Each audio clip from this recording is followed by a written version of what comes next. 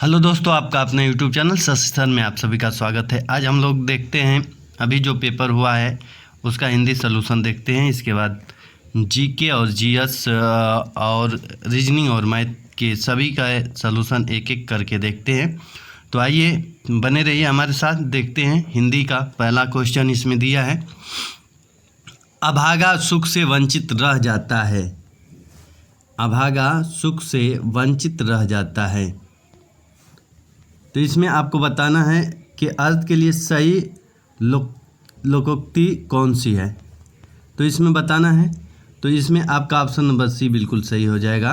अंधा बकुला कीचड़ खाए, आपका ऑप्शन नंबर सी बिल्कुल सही हो जाएगा। गमन शब्द को विपरीतार्थक बनाने के लिए किस उपसर्ग का प्रयोग करेंगे। तो गमन में आ उपसर्ग लगाने से आगमन हो जाएगा, तो आपका ऑप्शन नंबर सी इसमें बिल्कुल सही हो जाएगा।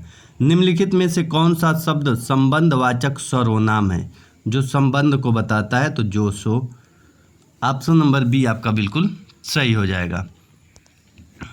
अगला क्वेश्चन की बात कर लेते हैं। इसमें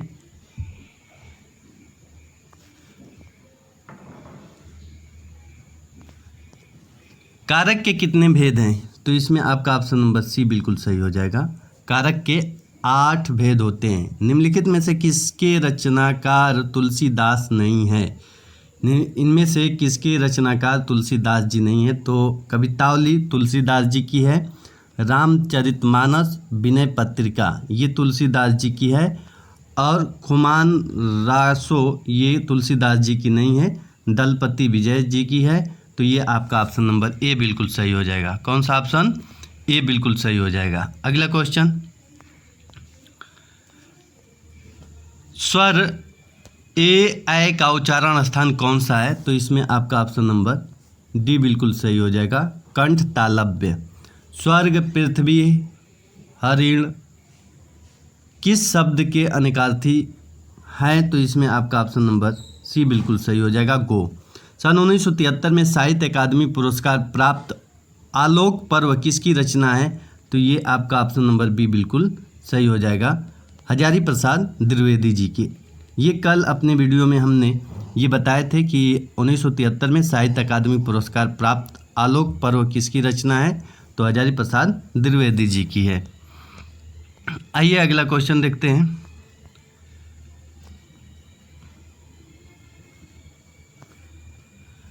दो 2002 में 2 पंक्तियों के बीच के लिए साहित्य अकादमी पुरस्कार किसे दिया गया। तो इसमें आपका ऑप्शन नंबर बी बिल्कुल सही हो जाएगा, राजेश जोशी जी को दिया गया। स्वर संधि कितने प्रकार के होते हैं। तो आप लोगों को मालूम होगा, स्वर संधि 5 प्रकार के होते हैं। ऑप्शन नंबर ए बिल्कुल सही हो जाएगा। वह घर से बाहर गया, घर से बाहर गया ये रिपीटेड क्वेश्चन है। वह घर से बाहर गया, घर से अलग हो गया है। तो ये आपका ऑप्शन नंबर इसमें अपदान कारक हो जाएगा, अपदान कारक। ऑप्शन नंबर ए बिल्कुल सही हो जाएगा। निम्नलिखित में से कौन सा शब्द त्र्यंबक का पर्याय नहीं है, पर्यायवाची नहीं है। तो इसमें आपका ऑप्शन नंबर बी बिल्कुल सही हो जाएगा, त्रिलोक त्र्यंबक का पर्यायवाची शब्द नहीं है। बाकी विरूपाच, त्रिदृश्य और त्रिचक्षु ये सब त्र्यंबक के पर्यायवाची शब्द हैं। त्रिलोक त्र्यंबक का पर्यायवाची शब्द नहीं है। कौन सा वाक्य शुद्ध है। तो इसमें बात करें तो रामचरितमानस एक धार्मिक ग्रंथ है। रामचरितमानस एक धार्मिक ग्रंथ है, तो ये बी ऑप्शन बिल्कुल सही हो जाएगा, क्योंकि रामचरितमानस एक ही में रहना चाहिए। और इसमें रामचरितमानस अलग अलग हो गया है, इसमें रामचरितमानस तीनों अलग अलग हो गए हैं। तो इसमें आपका ऑप्शन नंबर बी बिल्कुल सही हो जाएगा। अगला क्वेश्चन है, निम्नलिखित में से किस रस का अस्थायी भाव क्रोध है। तो इसमें आपका ऑप्शन नंबर डी बिल्कुल सही हो जाएगा, रौद्र रस का अस्थायी भाव क्रोध होता है। वीर रस का उत्साह विभत्स और भयानक का भय होता है। अगला क्वेश्चन, श्रुति सम भिन्नार्थक शब्द के जोड़े को पहचानिए। तो इसमें आपका ऑप्शन नंबर ए दिन का दिवस हो जाएगा, संसार का जगत हो जाएगा, शाम का संध्या हो जाएगा, अपेक्षा का उपेक्षा ये गलत है। समश्रुति भिन्नार्थक से अलग है, तो ये समश्रुति भिन्नार्थक है, तो ऑप्शन नंबर आपका बी बिल्कुल सही हो जाएगा। सही हो जाएगा। इसमें कौन सा ऑप्शन सही होगा? तो ऑप्शन नंबर बी आपका बिल्कुल सही हो जाएगा। आइए अगला क्वेश्चन। परीक्षा शब्द निम्नलिखित वर्गों में किस वर्ग में आता है? तो इसमें आपका ऑप्शन नंबर बी बिल्कुल सही हो जाएगा, तत्सम आएगा। परीक्षा का परक होता है तद्भव, तो इसमें आपका ऑप्शन नंबर बी बिल्कुल सही हो जाएगा। कर्मवाच्य में प्रधान होता है, तो कर्मवाच्य में कर्म की प्रधानता होती है। चंद्रमा तथा ब्राह्मण के लिए एक शब्द है, तो द्विज हो जाएगा। ऑप्शन नंबर सी आपका बिल्कुल सही हो जाएगा। पंकज में कौन सा समास है? तो पंक प्लस ज। पंक मतलब होता है कीचड़, ज मतलब जन्म लेने वाला, यानी कीचड़ में जो जन्म लेता है, यानी अर्थात कमल हो गया। तो ये आपका ऑप्शन नंबर डी बिल्कुल सही हो जाएगा, बहुब्रीहि समास। आइए अगला क्वेश्चन। आ बैल मुझे मार का अर्थ क्या होगा? तो जानबूझकर मुसीबत में पड़ना। ऑप्शन नंबर सी आपका बिल्कुल सही हो जाएगा। हर्ष, शोक, घृणा, आश्चर्य जैसे भावों को व्यक्त करने के लिए किस चिन्ह का प्रयोग किया जाता है? तो इसमें अर्ध विराम का प्रयोग नहीं किया जाएगा, अल्प विराम, विवरण चिन्ह का नहीं, विस्मय आदि बोधक का प्रयोग किया जाता है। तो इसमें आपका ऑप्शन नंबर डी बिल्कुल सही हो जाएगा। निम्नलिखित में से कौन सा शब्द तद्भव है? तद्भव आपको बताना है, तो तद्भव आपका जीव हो जाएगा। जीव का तत्सम रूप जिह्वा होता है, तो ऑप्शन नंबर आपका डी बिल्कुल सही हो जाएगा। नवल, सुंदर, श्याम शरीर में कौन सा अलंकार है? तो इसमें आपका ऑप्शन नंबर बी बिल्कुल सही हो जाएगा, उल्लेख अलंकार है। उल्लेख, ये आपका उल्लेख अलंकार हो जाएगा, उल्लेख। तो ऑप्शन नंबर बी बिल्कुल सही हो जाएगा। अगला क्वेश्चन की बात करते हैं। अगला क्वेश्चन है ख ग फ ध्वनि किस भाषा की है? तो ये देखिए, ख के नीचे ये बिंदी है, ये ग में भी है, फ में भी है, तो ये अरबी फारसी में होता है, केवल अरबी फारसी में होता है। तो आपका ऑप्शन नंबर बी बिल्कुल सही हो जाएगा। ऐसा लगा मानो बम फटा हो, तो इसमें आपका ऑप्शन नंबर वाक्य में कौन सा अव्यय है? तो ये आपका ऑप्शन नंबर बी बिल्कुल सही हो जाएगा, स्वरूप बोधक के अंतर्गत आएगा। विधानमंडल द्वारा पारित या स्वीकृत विधि अधिनियम कहलाता है। ऑप्शन नंबर बी आपका बिल्कुल सही हो जाएगा। अर्ध विराम का सूचक चिन्ह है, तो ये ऑप्शन नंबर बी बिल्कुल सही हो जाएगा। अगला क्वेश्चन, निम्नलिखित में से किस वाक्य में अकर्मक क्रिया है? अकर्मक क्रिया, राम मोहन को रुला रहा है, ये सकर्मक हो गया। मैं गेहूँ पीमक है। श्याम निबंध लिखता है, सकर्मक है। और पानी बरस रहा है, तो ये क्या हो गया? अकर्मक हो गया। आपका ऑप्शन नंबर बी बिल्कुल सही हो जाएगा। अगला क्वेश्चन है, निम्नलिखित प्रश्न में 4 विकल्प में से उस विकल्प का चयन करें जो दिए गए शब्द युग्म का सही अर्थ का सही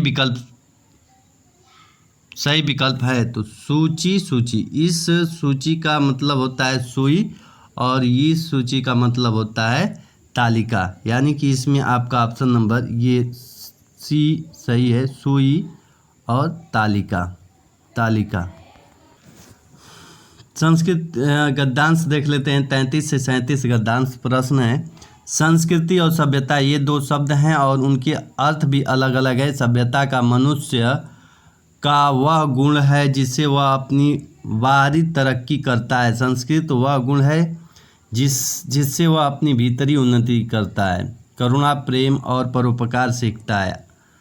आज रेलगाड़ी, मोटर और हवाई जहाज़, लंबी चौड़ी सड़कें और बड़े बड़े मकान, अच्छा भोजन और अच्छा पोशाक ये सभ्यता की पहचान है। और जिस देश में इनकी जितनी ही अधिकता है उस देश को हम उतना ही सभ्य मानते हैं। मगर संस्कृति उन सब से कहीं बारीकी चीज़ है। वह मोटर नहीं, मोटर बनाने की कला है। मकान नहीं, मकान बनाने की रुचि है। संस्कृति धन नहीं, गुण है। संस्कृति काठ वाट नहीं है, विनय और विनम्रता है। एक कहावत है कि सभ्यता का चीज़ है जो हमारे पास है, लेकिन संस्कृति वह गुण है जो हम में छुपा हुआ है। हमारे पास घर होता है, कपड़े लत्ते होते हैं, मगर ये सारी चीज़ें हमारी सभ्यता के सबूत हैं। जबकि संस्कृति इतनी मोटे तौर पर दिखलाई नहीं देती, वह बहुत ही सूक्ष्म और महान चीज़ है और वह हमारी हर पसंद हर आदत में छिपी रहती है। मकान बनाना सभ्यता का काम है, लेकिन हम मकान का कौन सा नक्शा पसंद करते हैं यह हमारी संस्कृति बतलाती है। आदमी के भीतर काम, क्रोध, लोभ, मन, मोह और मत्सर ये 6 विकार प्रकृति के दिए हुए हैं, मगर ये विकार अगर बेरोक छोड़ दिए जाएं तो आदमी इतना गिर जाए कि उसमें और जानवर में कोई भेद नहीं रह जाएगा। आइए अब क्वेश्चन देखते हैं। सभ्यता का अभिप्राय है, सभ्यता का क्या अभिप्राय है? तो इसमें आपका ऑप्शन नंबर सी बिल्कुल सही हो जाएगा, मानव के भौतिक विकास का विधायक गुण। अगला क्वेश्चन, संस्कृति का अभिप्राय है, संस्कृति का क्या अभिप्राय है? तो इसमें संस्कृति का अभिप्राय ये ऑप्शन नंबर ए बिल्कुल सही हो जाएगा, मानव की आत्मिक उन्नति का संवर्धक आंतरिक गुण। आइए अगला क्वेश्चन देखते हैं। संस्कृति का मूल स्वभाव है कि वह, ऑप्शन नंबर डी, आदान प्रदान से बढ़ती है। संस्कृति सभ्यता से हम, ये क्वेश्चन पीडीएफ सही नहीं है। देखिए 31 नंबर छूट गया था तो उसको देख लेते हैं।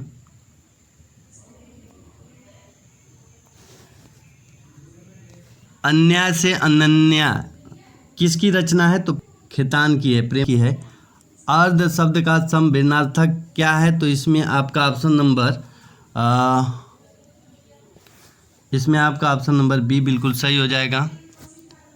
गद्यांश की बात कर लिए, इसमें आपका तीसरा क्वेश्चन,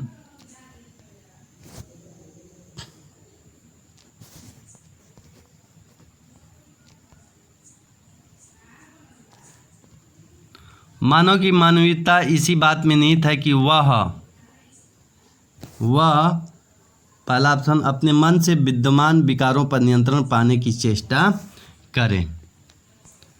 अब आ गया आपका जीके जीएस, तो इसकी बात कर लेते हैं अगले वीडियो में।